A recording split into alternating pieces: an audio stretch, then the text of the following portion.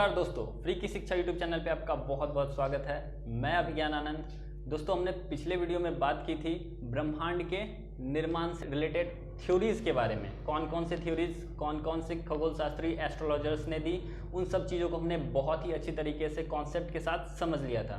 तो दोस्तों, अब हम बात करेंगे ब्रह्मांड के निर्माण यानी कि ऑरिजिन ऑफ यूनिवर्स के बारे में। तो चलिए शुरू करते हैं। दोस्तों, जब बात हम लोग ब्रह्मांड के निर्माण या ऑरिजिन ऑफ यूनिवर्स के बारे में बात करते हैं तो सबसे पहले हमारे मन में एक ही थ्योरी आती है जिसका नाम है द बिग बैंग थ्योरी।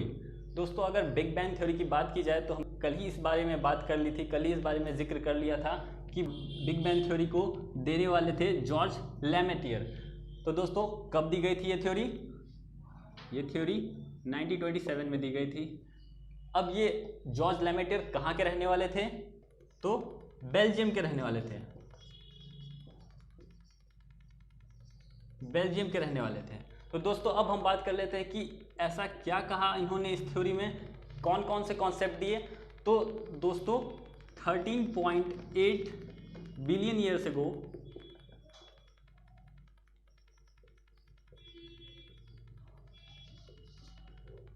यानी लगभग 14 बिलियन साल पहले इन्होंने बताया कि ब्रह्मांड एक शून्य था, सिर्फ एक एटम सूक्ष्म कण था वो कह सकते हैं। और उसके बाद इसमें बहुत ही ज़्यादा हाईली इन्फ्लेमेबल सब्सटेंस थे जो कि बहुत ही हाई टेम्परेचर पे जाके एक्सप्लोज करते हैं, बहुत ह्यूज अमाउंट में बहुत ही बड़ा ब्लास्ट करते हैं, विस्फोट करते हैं, जिसके बाद हमारे ब्रह्मांड का निर्माण हो जाता है। दोस्तों, हम लोगों ने इतना तो जान लिया। चलिए अब बात कर लेते हैं कि इस निर्माण के बाद कौन कौन सी घटनाएं घटी, क्या क्या फेनोमेनाज हुए, उन सबको बहुत ही सरल तरीके से हम लोग अभी समझते हैं।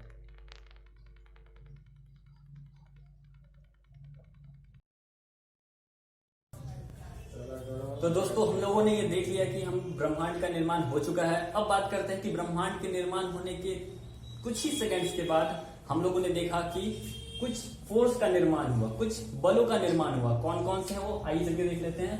4 प्रकार के बलों का निर्माण हो गया ये बिग बैंग थ्योरी के हो जाने के बाद। कौन कौन से हैं वो? पहला ग्रेविटेशनल फोर्स, जिसे हम गुरुत्वाकर्षण बल कहते हैं। इलेक्ट्रोमैग्नेटिक फोर्स, विद्युत चुंबकीय बल।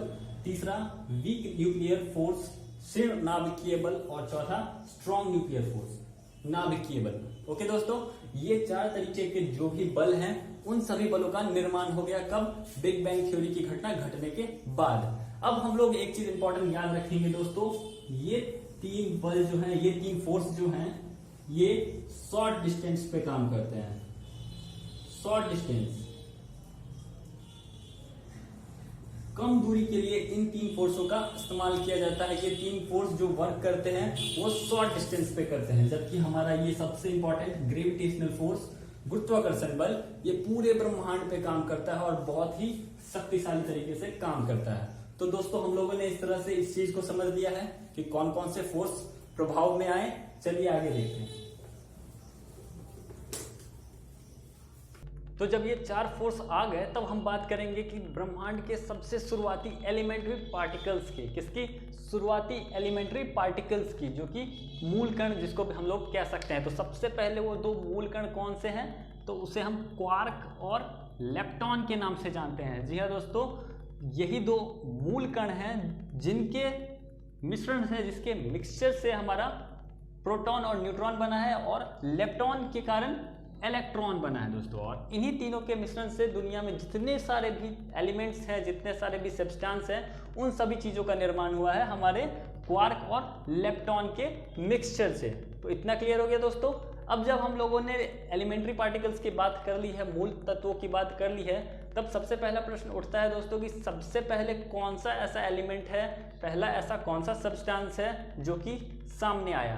तो सबसे पहला जो एलिमेंट है वो है हमारा हाइड्रोजन। सबसे पहले कौन सा एलिमेंट आया दोस्तों? तो सबसे पहला एलिमेंट हाइड्रोजन आया। अब इसके पीछे भी एक लॉजिक है कि हाइड्रोजन क्यों आया। तो आप लोगों को बहुत अच्छे से पता है दोस्तों कि हाइड्रोजन की जो एटॉमिक स्ट्रक्चर है, उसका जो परमाणु संरचना है, वो बहुत ही आसान है, बहुत ही सरल है, जिसमें सिर्फ एक इलेक्ट्रॉन और एक प्रोटॉन पाया जाता है। जी हाँ दोस्तों, इसीलिए सबसे पहले अब जैसे कि आप लोग बात कर लेंगे, कोई चीज़, किसी चीज़ का निर्माण होता है तो सबसे पहले अपने सरल स्तर पे ही होती है, धीरे धीरे उसमें मॉडिफिकेशन होता चला जाता है और वो बाद में कॉम्प्लेक्स हो जाती है। तो ये अपने सबसे इनिशियल स्टेज पे था और इसीलिए इसकी एटॉमिक संरचना के कारण सबसे पहले हाइड्रोजन का निर्माण हो गया। क्लियर है दोस्तों? अब हम लोग बात कर लेते हैं हाइड्रोजन से जुड़े बहुत ही इंपॉर्टेंट टॉपिक्स। तो सबसे पहले हाइड्रोजन जो है वो इस ब्रह्मांड में पाया जाने वाला सबसे ज़्यादा मात्रा में अगर कोई तत्व पाया जाता है तो वो हाइड्रोजन है। अब देख लेते हैं कि हाइड्रोजन जो है वो गैस सबसे ज़्यादा हल्की गैस है पूरे ब्रह्मांड में। एक और चीज़ कि हम लोगों ने अभी बात की है कि ब्रह्मांड में सबसे ज़्यादा पाया जाने वाला गैस हाइड्रोजन है, लेकिन आप लोग इस बात से कंफ्यूज बिल्कुल भी नहीं होइएगा कि पृथ्वी पर पाया जाने वाला सबसे ज़्यादा गैस नाइट्रोजन है और ब्रह्मांड में पाया जाने वाला सबसे ज़्यादा मात्रा में हाइड्रोजन। तो हमने अभी जाना कि हाइड्रोजन का निर्माण कैसे हुआ। अब जान लेते हैं कि जब पूरी ब्रह्मांड में हाइड्रोजन फैला पड़ा था, हर जगह हाइड्रोजन ही हाइड्रोजन था, तो फिर वो ग्रेविटेशनल फोर्स की वजह से आपस में मिलते चले गए। क्योंकि आप लोग जानते हैं कि ग्रेविटेशनल फोर्स का काम है कि एक पार्टिकल्स को दूसरे पार्टिकल की तरफ खींचना, वो खींचने का काम करता है। ठीक एग्जैक्टली यूनिवर्स में भी यही हुआ और सारे जो भी हाइड्रोजन एटम्स पूरी तरह से बिखरे पड़े थे, फैले पड़े थे, उन सबको जोड़ने का काम किया किसने? तो ग्रेविटेशनल फोर्स ने। जिससे क्या हुआ, जिसके परिणाम स्वरूप क्या हुआ कि हाइड्रोजन के बहुत बड़े बड़े गैस के बादल बन गए और वही बादल बाद में बन गए नेबुला। इसको हम लोग नेबुला भी बोलते हैं और हिंदी में आकाशगंगा। इस तरीके से हमारे आकाशगंगाओं का निर्माण हुआ। जब हम लोग बात आकाशगंगा की करते हैं तो ये कितने प्रकार के होते हैं, चलिए वो भी जान लेते हैं। तो हमारे गैलेक्सीज जो हैं वो 4 प्रकार के होते हैं मुख्यतः। जान लेते हैं कौन कौन से। सबसे पहला आता है इलिप्टिकल, ये अंडाकार आकृति का जो ये गैलेक्सी है इसे हम लोग इलिप्टिकल कहते हैं। दूसरा है स्पाइरल, ये सर्पिलाकार का होता है। तीसरा सर्कुलर और चौथा इरेगुलर। इरेगुलर का जो आकार हो उसका कोई आकार निर्धारित नहीं होता, वो कैसा भी हो सकता है। चलिए अब जान लेते हैं स्पाइरल के बारे में। ये ज़्यादा इंपॉर्टेंट है हमारे लिए क्योंकि हमारा जो गैलेक्सी है, हम लोग जहाँ रहते हैं वो स्पाइरल तरीके का ही है और उसका नाम क्या है? मिल्की वे। उसका नाम है मिल्की वे और हिंदी में बोले तो दुग्ध मेखला। क्या है इसका नाम? हमारी गैलेक्सी का क्या नाम है? मिल्की वे या दुग्ध मेखला। क्लियर है दोस्तों?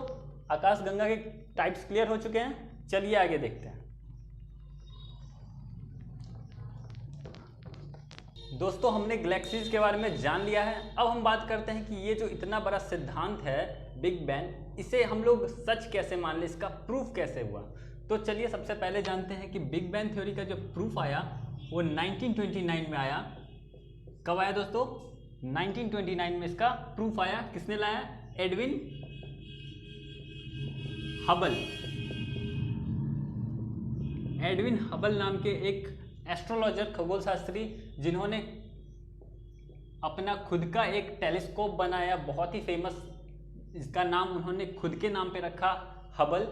उन्होंने उससे देखा और अवलोकन किया कि हमारा जो यूनिवर्स है वो लगातार एक्सपैंड कर रहा है। क्या कर रहा है दोस्तों? लगातार एक्सपैंड करता चला जा रहा है। अब इस चीज़ को हम लोग कनेक्ट कैसे करेंगे?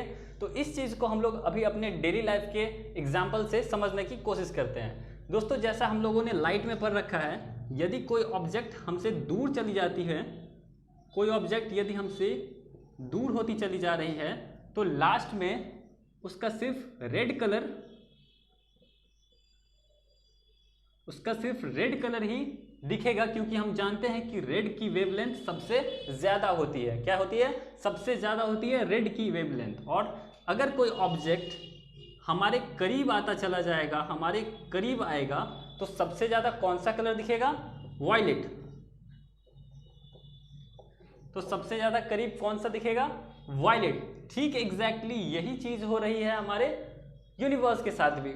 एडविन हबल ने देखा, अपने टेलीस्कोप से देखा कि हमारे जो गैलेक्सीज हैं वो दूर होती चली जा रही है और उसमें रेड कलर ज़्यादा शो करता चला जा रहा है। इससे उन्होंने पता लगा लिया कि हमारे जो यूनिवर्स का जो गैलेक्सीज हैं वो सारे के सारे एक्सपैंड कर रहे हैं। चलिए एक और शॉर्ट एग्जांपल से जान लेते हैं। मान लिया हमारे पास एक बलून है जिसे हम लोगों ने अभी नहीं फुलाया है, और उसमें हम लोग डॉट डॉट करके रख लेते हैं पेन से, और फिर उसमें हवा भरते हैं।